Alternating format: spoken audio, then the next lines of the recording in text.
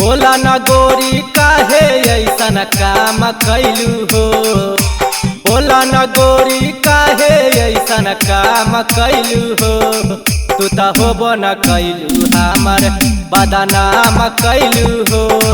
तू तो होबो न कैलू हमार बदनाम कैलू हो। दूसर के फेरा में इज्जत के नीलाम कैलू हो। दूसर के फेरा में इज्जत के नीलाम कैलू हो। तू तो होबो न कैलू हमार बदनाम कैलू हो। तू तो होबो न कैलू हमार बदनाम कैलू हो।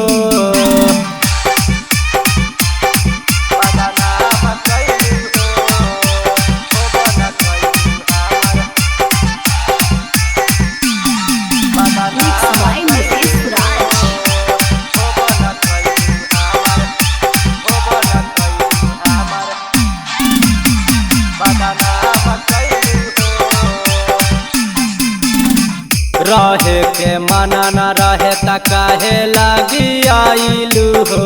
शादी रचाई इज्जत माटी में मिलाइलू हो। रहे के मना न रहे त काहे लागी आइलू हो। शादी रचाई इज्जत माटी में मिलाइलू हो। इज्जत के नाश गोरी खुले आम कैलू हो।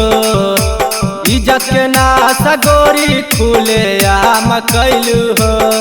तू तो होबो न कैलू हमार बदनाम कैलू हो। तू तो होबो न कैलू हमार बदनाम कैलू हो।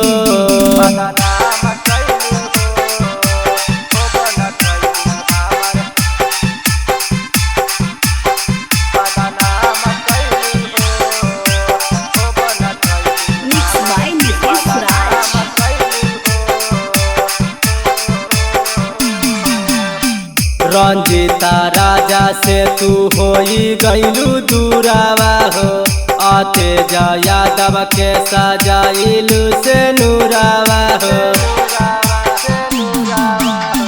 सोनू सुमान से तू होई गईलू दूरावा हो। आते जा यादव के सजाइलू से नूरावा हो।